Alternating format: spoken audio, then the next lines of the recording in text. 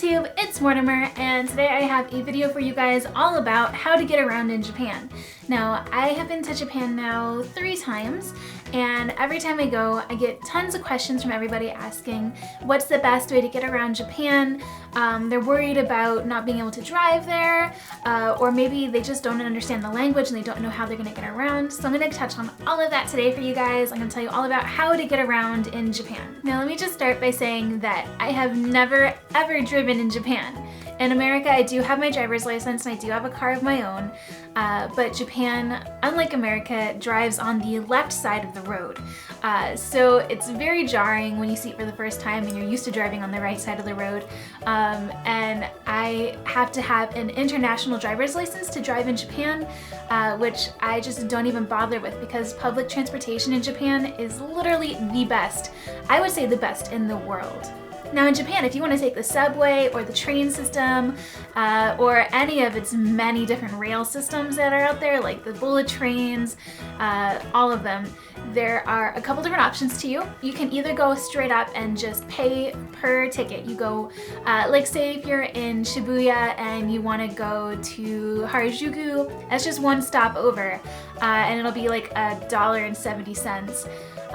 Say you're in Kyoto though and you want to go to Tokyo, that's probably going to be around $100. So you can pay for the fare straight out of your own pocket at the train station if you would like, but if you're going to be doing a lot of traveling all over Tokyo from way up north to way down south, I would recommend getting the JR Rail Pass, which is the Japan Rail Pass, and this is going to be a pass that's only offered to tourists and people visiting Japan. It costs around $350 for 14 days for one person, but it allows you to travel on selected railways from Japan all over for free as long as you have this pass. It's kind of like a get out of jail free card for any of the rails on the JR line, and honestly there are a lot of JR lines. I've gotten the pass now twice, 2 of my visits I've gotten the pass, and it is totally worth it, especially if you're going to be traveling around. It's super easy to use. Unlike going through the turnstile like you would if you had bought a ticket normally, you would go through an entrance where you can actually see the station master and you show them your pass and you just keep on walking. And it's a little bit inconvenient for that because someone may be talking to the station master at the time when you have to wait your turn, which is kind of slow compared to just putting your ticket into the turnstile, walking through and grabbing your ticket again. But it's worth it for all the savings you're saving if you have the pass and you need it. Now, it's not for everybody. If you go to Japan and you're just going to be in Tokyo, you don't need it. It's going to cost you way more than it would if you were just to buy the tickets outright at the stations. So it's definitely something to consider when you're planning your itinerary. So like I said, if you're going to be traveling a ton, if you're going to be going to Kyoto to Nagoya, definitely look into getting that rail pass. But if you're just going to be staying in Tokyo and around that area, just go it on your own. Picking up the JR Rail Pass is a little bit confusing and scary if you're doing it for the first time. You have to order it before you go to Japan. You cannot get the JR Rail Pass while you're in Japan. So I think the most amount of time you can order your ticket is 2 months before your trip and at least 2 weeks before you leave. So somewhere in that window of time you have to order your JR Rail Pass. It'll come in the mail to you, and it's just going to be a voucher that you're going to take with your passport and turn in to get the pass. And they'll give you back your passport. They just need to see it to verify if you're actually the person who bought the ticket, because they don't allow anyone in Japan to have this pass, because they don't want people taking advantage of it. So once you get to the counter, you can do this at almost all of the main train stations in Japan. You'll show them the voucher, your passport, they'll verify that you're who you are, they'll tell you when it starts, they'll want to know if you want to book any tickets on like reserved seats on trains, and then they'll just give you your pass and you're good to go. The pass is super convenient. Like I said, you just have to show it to a station master as you're walking through the turnstiles, and you can pretty much go anywhere. Now, I know a lot of people there are really scared about not understanding the language and wondering how they're gonna get around.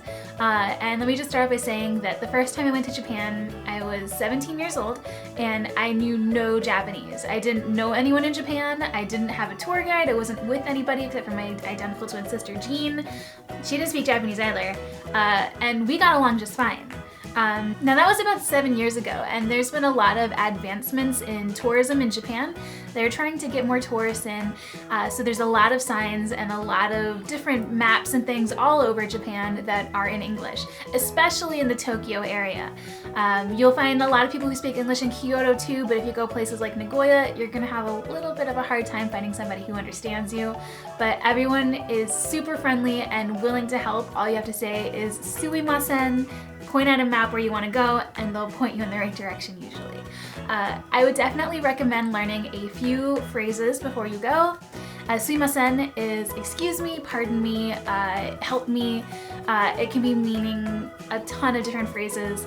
That is a very important one. If you say it like a normal Japanese person, like if you bump into somebody on the train or if you're trying to squeeze past somebody, by the time you come home from your trip, you're gonna end up trying to say it to people as you're getting off the plane in America. And it takes a while to get that out of your mindset again, but it's a phrase that is magic in Japan. I recommend it being the phrase you learn. If you can only learn one, that's the one. If you don't plan on learning any Japanese, but you want to know some to know how to get around, there are several apps you can download on your phone. There's iVoice, which is an app that'll actually listen to your voice. You'll talk into the microphone on your phone, and then in real time, it'll translate what you're saying into any language of your choosing. Now this app was priceless on our trip. There were many times where we were trying to get our point across to somebody and they just weren't understanding us, and that app actually broke through that barrier for us. But the only downside of that app is that you have to be connected to an internet connection. And that's kind of hard to do in Japan unless you have your own wireless router with you at all times, or you can be paying for a premium plan on your phone plan. And I'll get into that another time, but you need to have an internet connection to use that app, and that can be kind of tricky sometimes.